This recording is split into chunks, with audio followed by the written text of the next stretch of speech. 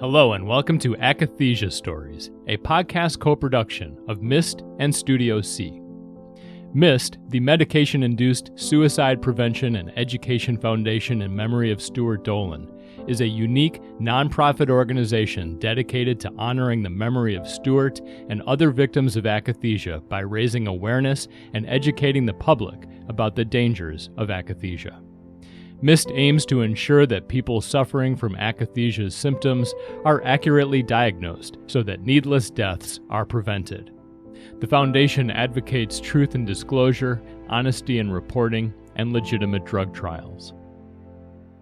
On this episode, we hear from Geraldine and her daughter, Cindy. In 2015, Geraldine's ex-husband, Louis, Cindy's dad, ended his life at age 63. The victim of prescription drug-induced akathisia. The fact that the doctors kept him on the drugs and didn't try, they don't brush up and figure out there's got to be a better way. We can't just keep doubling up the medication because this man is frantic and calling them at different hours, all hours. He was never suicidal until the akathisia. He did struggle, obviously, with the depression and anxiety, but he never talked about not being able to go on or suicide or anything like that until it was ramped up with the akathisia. We'll hear their full story in a moment. It's been a busy and productive spring for MIST. Last month, our akathisia awareness campaign crossed the pond to the London Underground. More than 1,000 train ads running on the tube were featured in several newspapers and fueled a Twitter storm that emphasized the universal need for akathisia awareness and medical training. This month is Mental Health Awareness Month and a renewed time to highlight that akathisia can cause adverse psychiatric symptoms that are often misdiagnosed and mistreated. Please help us make akathisia a household word by sharing this podcast and all of MIST's free educational resources. Many lives can be saved when akathisia is accurately diagnosed and appropriately treated. Geraldine grew up in Brooklyn and later Queens, New York. Spending time in Manhattan, she developed an interest in the arts and attended the Fashion Institute of Technology. She got married and moved to Santa Fe, New Mexico, where her son Ben was born. When Ben was 2, Geraldine returned to New York and her second child, Cindy, was born in Westchester. It was there that she raised her children and worked in a family advertising business. After retiring and moving to Sarasota, Florida, Geraldine studied and developed a passion for drawing and painting. Other interests she has pursued are yoga, tai chi, dance, philanthropy, and volunteering with children and seniors. She now has 2 grandchildren, ages 7 and 10. Cindy grew up in the suburbs of New York City and now lives in Oakland, California, working as a functional integrative dietitian. Having lost her dad, Louis, in 2015, she's been involved in suicide and akathisia awareness, education, and support ever since. As a former journalist, she's an avid researcher, and after her father's death, she found Chicago-based MIST and resonated with its mission. Living in Chicago at the time, she thought it was a perfect organization to get involved in as a way to honor her dad's memory and spread awareness about potential medication side effects. She did her own extensive grief work and joined the board soon after her dad's death. She believes talking about your experiences and listening to others going through something similar helps with the healing process and from feeling isolated or alone in your pain. She adopted a rescue dog, Finley, within a year of her own loss, and loves spending time with the dog on the many Bay Area trails. Cindy dabbles in a variety of hobbies in her downtime, including traveling, cooking, yoga, learning the ukulele, and fiber arts. I spoke to Geraldine and Cindy in April over Zoom when they were together in California. Here's our conversation. Let's start by having both of you talk about Louis, the kind of person he was prior to his suffering. Well, I'm going to go back to when I met him. Just very dynamic person, a lot of wonderful energy, very outgoing, very friendly, had a lot of friends, could be very funny, very successful at business. And talk about his business, yeah. He was in the automobile business, a dealership that he shared with his dad. It was basically his dad's, and he had a share in it. And he learned a lot of skills from his father. And when did you meet, and how did you meet? I met because I needed a car. My car was stolen, and I was driving Pontiacs. It was a Pontiac dealership. And I went to a dealership near near where I lived. And I met Lou. And he was just very friendly. And he was going on a vacation. And he asked if he could call me when he got back from the vacation. And I said, oh, that would be lovely. I was single then. I had my son, but I was a single parent. And I didn't expect to hear from him, but I did. And, kind of the rest of it was history. Well, that's a funny story too, because they have very different versions of it. She's like, I wasn't thinking, but he's like, she was doing her makeup in the car and trying to impress me. And she's like, no, I wasn't. She's like, I was not thinking about like picking up a guy at the car dealership, so he's like, she was. But yeah, so, but he was a schmoozer. I mean. Yeah, he's the kind of guy that had that expression, he knows no strangers. And what would you say about him as your dad, Cindy? What kind of dad was he? Yeah, I mean, he's really involved, a little protective, and just, always telling me how much he loved me and wanted the best for me. And, always like slipping me money and making sure I was, spoiled me a little bit. And I think he, took pleasure in like seeing my, successes in life and what I was up to, and kind of got a kick out of my stories and travels and stuff like that. Yeah. So like many of the people I've spoken to in this series, he doesn't sound like the kind of person who would have needed to go on an anti-anxiety medication or antidepressant, but he did. What led up to that? Let me just preface this by saying that while we did have some things in common, we also had things that we didn't have in common. And I started to notice, I never labeled it, but I started to notice a sadness in him and kind of a depressive quality at home, not out in the world, not with his friends or business acquaintances, but I noticed what I could say, he seemed unhappy, like an unhappy person at home and with me. Sometimes, yeah. At times, yeah. Well, it sounds like in some ways he kind of lived to schmooze, and at home maybe he didn't have that same opportunity. Yeah, that's part of it. And well, I think what happened was he retired very young, when he was 52, and I think so much of his identity was tied up in his work, and he didn't necessarily have as much to do when he retired, not enough of the structure, and I think that was part of what led to like anxiety and depression for him. And I would imagine, Geraldine, that when he retired and you probably saw him more often, you saw that sad side of him more often. Yes. Oh, definitely. When he retired, that's when he really got lost, because he couldn't reinvent him. He just wasn't able to reinvent himself.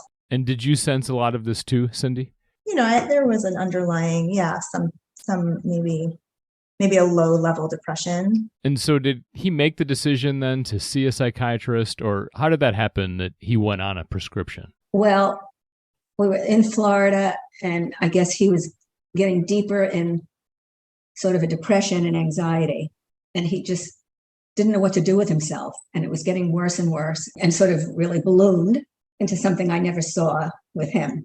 I never saw anybody this anxious, and he went to a psychiatrist in New York who prescribed an antidepressant for him, which ramped up the anxiety to the point where, he was like shaking. He couldn't function.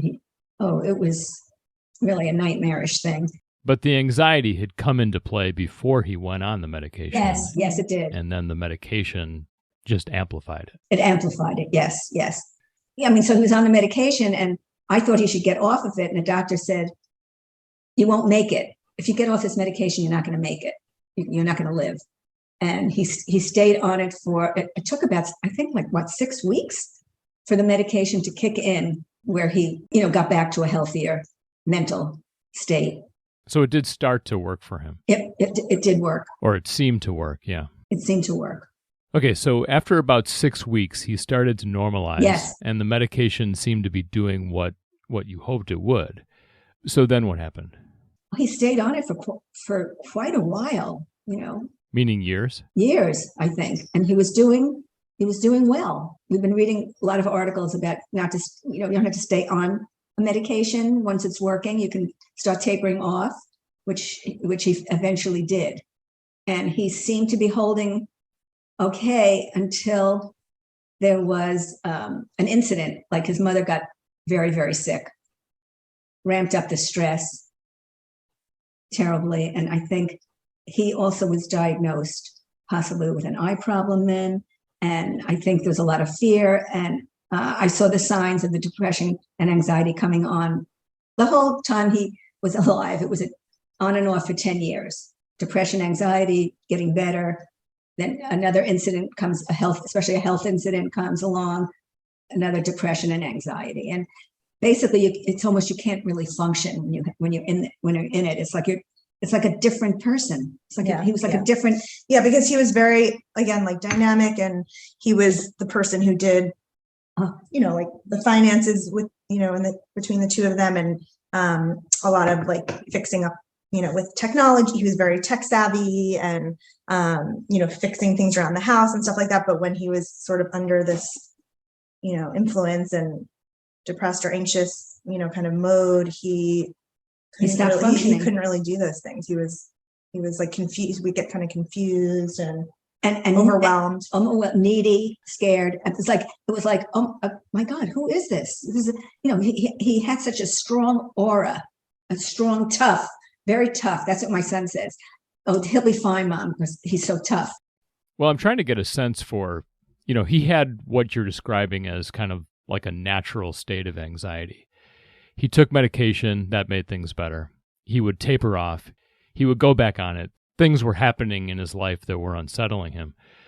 So when did he start to display symptoms of what would later be diagnosed as akathisia?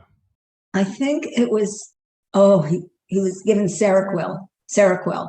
That's really what really brought on the akathisia. He was so bad in depression and anxiety that he was hospitalized in a treatment center, and the doctor put him on the highest doses of Seroquel. So I went in to visit. Oh my God, it was very frightening. It seemed like he had like an alcoholic would be slurring words, like not aware, or just like in a complete daze. And I got the nurse. I said, I don't know what's going on here. And she says, well, the doctor's starting him on this, and then he's going to regulate it. It was late to do that. And that's when it really settled into heavy duty akathisia. Yeah, well, I feel like, because Seroquel is an antipsychotic and they use it off label for depression and anxiety.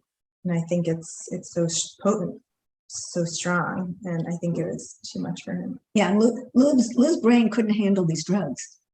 That's basically it. Yeah, I mean, he was sensitive to that. Like he got the flu shot years before, and it took him a couple of years to feel right after that. So he was definitely very sensitive to some of these drugs. Yeah. So Geraldine, you said in a previous conversation that we had that when this started to become more full blown, you knew it was the drugs.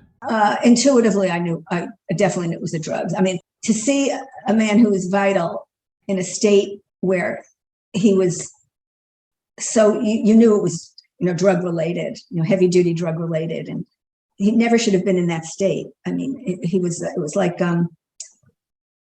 it was like he took a drug or he was drinking, and it was very slurring the words. He barely knew I was there. I mean, it was disorienting. Very disorienting. It was very frightening to me to see him like that. Did any of the medical professionals share that sense, or did they just kind of plow forward with more drugs as they sometimes do? They must have reduced the dosage, but I think by then it was a little late by then. Well, yeah, they reassured us a lot of times, like, it'll be fine. We're just going to change this dose. Yeah. We're just going to switch it up and he'll be fine. Like it wasn't that big of a deal kind of thing. So you also used the analogy, Geraldine, of a runaway train to describe the symptoms that he had developed. Did you feel like there was no stopping it? Eventually, yeah. I mean, I was hopeful after the first, we didn't know it was akathisia right away. We just knew that the movements were unbelievable. And we thought, like he's not reacting well to the drugs. We tried to get him off. He didn't want to be tapered off. I tried other things. I tried a lot of other things. and he said nothing is working. He didn't give anything a chance. I went to an alternative psychiatric center and got him, they tried to regulate Neurotransmitters. the neurotransmitters and everything, and he didn't give it a chance. I took him to tapping specialists, acupuncturists. Cindy took him to brain and neurofeedback. I mean, we tried everything, and he just wanted more drugs. He just begged the doctors. Doc, he would say, Doc, am I gonna get better? You know, breathless, panicky, and they reassured him, yes. Well, because it's hard to take time to wait for it to get better when you're feeling like it's like a panic attack times 1,000. You know, Mm-hmm. So every minute is torture. Well, you mentioned the movements. Can you kind of elaborate on that? Oh, they couldn't stop. Yeah, like pacing in place, He rubbing his leg, kind of, rocking a little bit back and forth. When I drove him a couple of times, he tried to get out of the car on the road, not to kill himself, but just to jumping out of his skin. He was just so antsy. He didn't know what to do with himself. He could not just stand still. He would be marching. All the time? Yes, in bed, the legs would be going. He couldn't sleep. That was very horrible. The man couldn't sleep. Right, he couldn't lie down. He couldn't watch TV. He couldn't rest. And in addition to the movements, you mentioned previously that he didn't look right and that he could sometimes look at you in kind of a frightening and deranged way. Yes. And one of the times that he did that was in the kitchen, Mm-hmm. where you didn't know what he was going to do. Oh my God, it was almost a demonic look. I didn't know what. Yeah, it was frightening, very frightening. And then there were incidents where when I was sleeping in another room so I could get some rest, he would barge in and frighten me very much. And I said, I can't live like this. I was on high alert. I was like on high alert. Yeah, he would do that to me too sometimes, not barging in just to, say, what am I going to do? Not to intentionally do anything scary, but he would just be like so antsy and want help. And his sister came once, and she was staying over with us. And I was in the one of the guest bedrooms, and he came in and he was crying. He said to both of us, please help me. Please help me. What am I going to do? I can't live like this. He said that all the time. I can't live like this. I just can't live like this. I just don't want to live like this. How am I going to get out of this? And please help me. Please help me. And there was nothing we could do. Right. It was such a feeling of helplessness where we tried so many things, and it's like, we don't know what else to do. Yeah. As you said, you were suggesting different alternative treatments and whatnot, but he was not open to those. Not at all. I mean, he would go. I remember we had all the supplements out on the counter. And one day he walked in like maybe a week later, maybe. And he said, none of this is working. He said, get rid of all of this stuff. I said, you have to give it some time. He said, I'm not interested in this. He felt like the doctors were going to help him with the medications. Well, because they did work, sometimes for a while. So I think he did have hope that one dose and one type of medication would be the right, the thing that would work. Yeah. And Cindy, you said that when you would visit your dad and your mom wasn't there, she would kind of freak out if you didn't answer a text right away while visiting him. Mm-hmm. You both seem to have had a lot of anxiety in your mind about what he might do. Were you concerned about what he might do to others as well as to himself? What was your thought? I wasn't ever scared that he would do something to me. I never thought he would, because, how much I was like, it's my dad. He's not going to hurt me. But you had one incident where you had to leave. You were very frightened. He was screaming at you, pounding on the door, saying, "Get your mother here." Well, he wanted her to come over, but I never thought he would hurt me. But like I said, he would come into my room at night because the lock didn't work properly, and he would, again, just to be like, kind of antsy, help me type thing, and I, it would startle you out of sleep. So it does cause you, your nerves are on edge. And also just watching someone in this anxiety, it's all the time, it is anxiety provoking, and you too. But I personally wasn't, scared of him. But I was on heightened alert for him because it's, again, toward the end, we knew he was actively suicidal. So that. He was very desperate when he was in this depression and anxiety. I felt he was very desperate. Like, who knows what this man is going to do?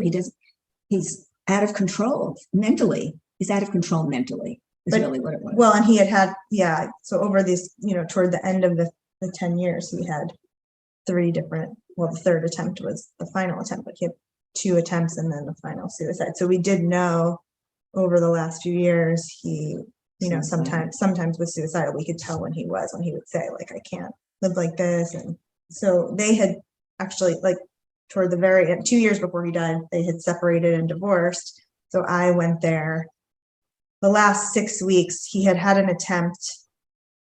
And then I was living in Chicago. I went to Florida to stay with him. And then during that whole time, when he came out of the hospital, we still knew he was in a really fragile state and still suicidal.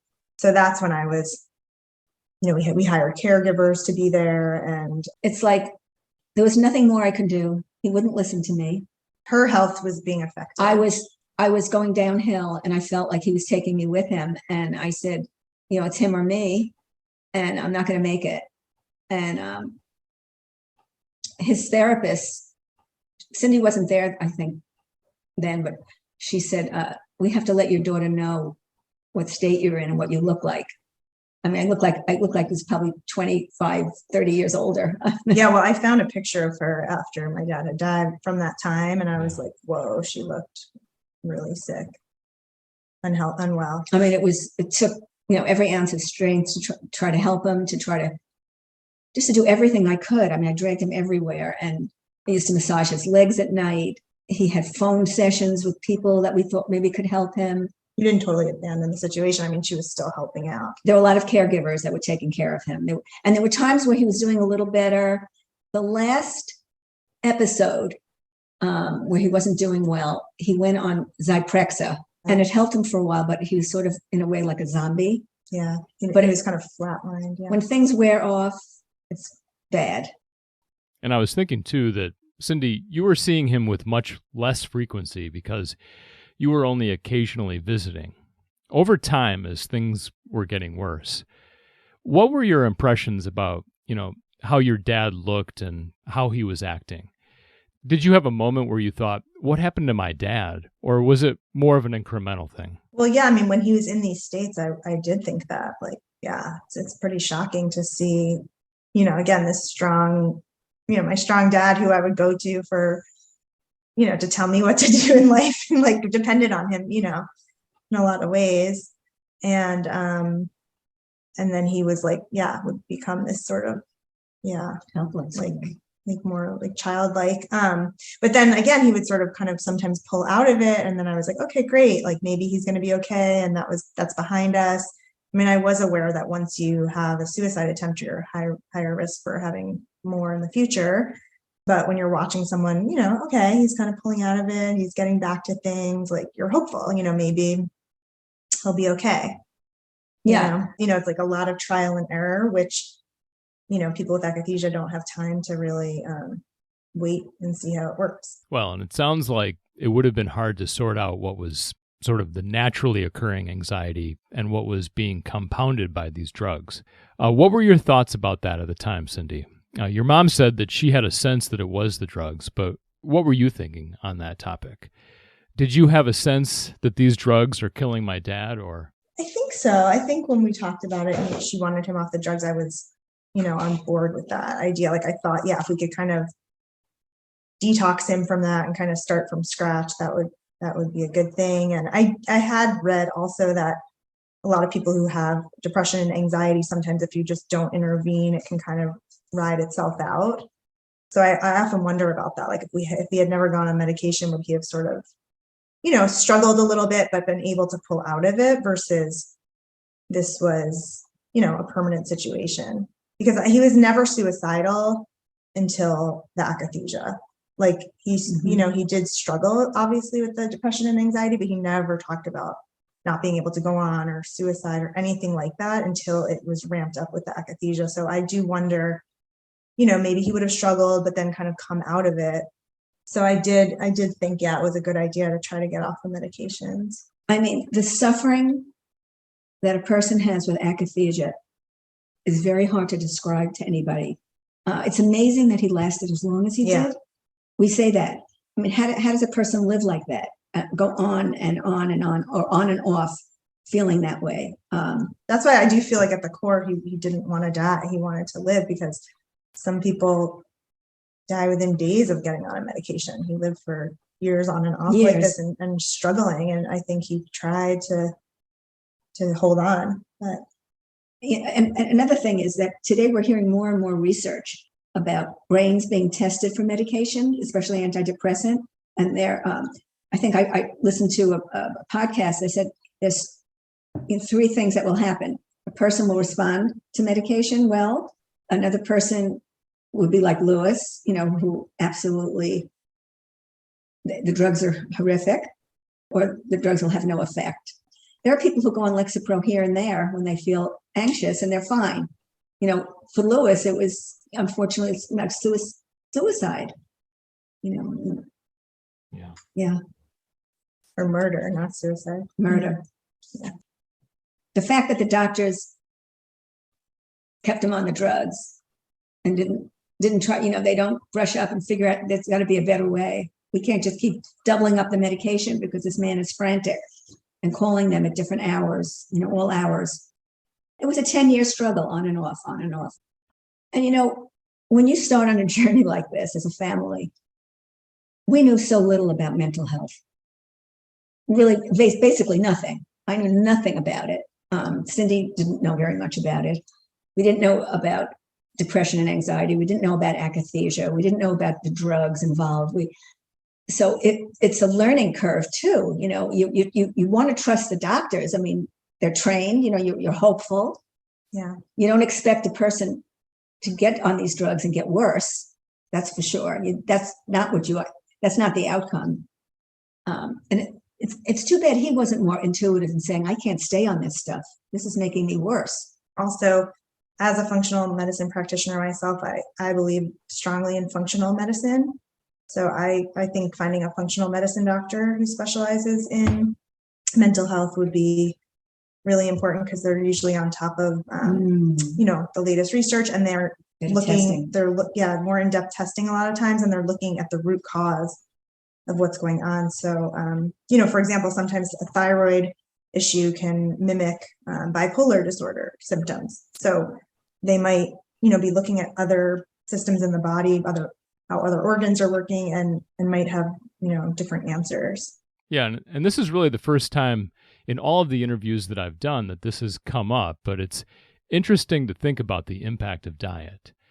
When you're on a course of treatment, yes. When you're taking a prescription, you're just thinking about this drug and what is it doing to you. But if your whole system isn't functioning as it should, there could be things happening with the drug interaction that are very much related to diet. In the gut. Have you seen that? Gut-brain connection. Yeah, I mean, I work with a lot of, digestive issues and gut support. And yeah, there's a huge gut-brain connection. Most of our serotonin is in our gut, not in our brains, right? And so, healing the gut, for example, is huge.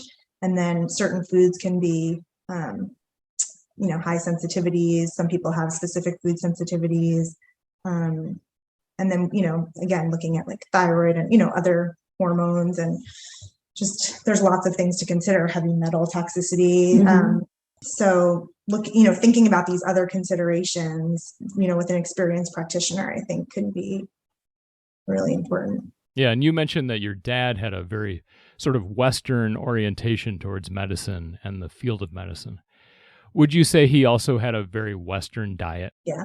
He had a sweet tooth when we found some M&M candy wrappers hidden in his office and in his car and stuff. So I mean, and that's another, like sugar and other inflammatory foods, cause, again, like inflammation in the body, which can cause inflammation in the brain. And so, yeah, all these pieces are it's crucial, because you can't just, Band-Aid it with medication when all these other things might be happening. Yeah. Were either of you sort of burdened with thoughts of, I didn't do enough? Or yes. Did you kind of conclude that realistically you couldn't have done much more? I mean, sometimes those. I felt very guilty. I felt guilty that I had to leave. That was really hard. I felt actually tormented by that, really. I mean, I probably should have kept more of a diary of this whole thing because it would have made more sense. Our lives were turned upside down, and in a million years, I never would have believed this could happen to him. We wanted him to we wanted him to get better and live a healthy, wonderful life. We never wanted this to happen to him. And, underneath everything was a beautiful, he was a beautiful soul. He had it hidden a lot. He really did. And, yeah. I think we've both come to a place of peace around it, but it took a while because, and having both been in support groups, I think most people who have the suicide loss in their circle have feelings of guilt in some way that they could have done. If only I had said this that night, but I had to be like, I did not do this to him. Like I didn't ultimately, and my aunt and uncle have both said to me, like my dad's siblings have both said to me that that's how they knew how, bad he was, in bad a shape he was, because if he was willing to leave this earth and leave me behind, kind of, right? Like they knew that that's how bad he was, because they were like, he would have done that had he not been sort of like, he was taken over. Like it wasn't him, like I was like, this is not my dad. Like he was somewhere else, So, it took a while to kind of get to that place. And there are still some lingering feelings of, if I did something differently, would it have turned out differently? But I'm going to end this on a happy note. Cindy and I often talk about the phenomenal memories and the funny incidents that we've had as a family and with him. And I've had her sometimes so hysterical laughing that I'd said, this is what he would do when he'd sleep at night with his pillow. And then she'd be doubled over in laughter. And we remember the incidents. I mean, there were so many funny stories and funny things that he said and did. And, so we reminisce a lot, and we have really some funny, great memories of this man and our family, and a lot of good stuff. So that's, we'd like to do that a lot. I really try to remember the happy and fun times, that we had as a family. Yeah, like not the Akathisia version, but the real version. Yeah. And I talked to him a lot, actually. I have to tell you. I said, let's say prayers. Make sure you're watching over your daughter, or I say prayers. And I just bought a car, and he loved cars. And I drive out of the dealership and I said, Lou, are you proud of me? Look, I did this on my own. Like you taught me good. You taught me well. And so I still talk about him to him a lot. He was really a cute guy. He really was. Do you think he's been watching over this conversation? Probably. Maybe. Looking back on her dad's passing 7 years later, Cindy says there's still always a void, but it's not quite as painful. It's not as raw. The pain isn't as raw. So like years later, when time passes, I think your relationship to the loss changes. Geraldine reflects that Lewis's family and I should have been together on this, making decisions as well as the doctors. Someone recently said to me that he should have been placed somewhere and not living in our home in this horrific condition, that he needed professional care. In retrospect, she says, this information can help people going through this. You've been listening to the Akathisia Stories podcast. We'll have another episode next month. If you'd like to share your own story for this podcast, please email studio.c.chicago@gmail.com, and please share this podcast, rate it, and subscribe. I'm Andy Miles, and I'd like to thank Geraldine and Cindy for their time and candor, and I'd like to thank you for listening.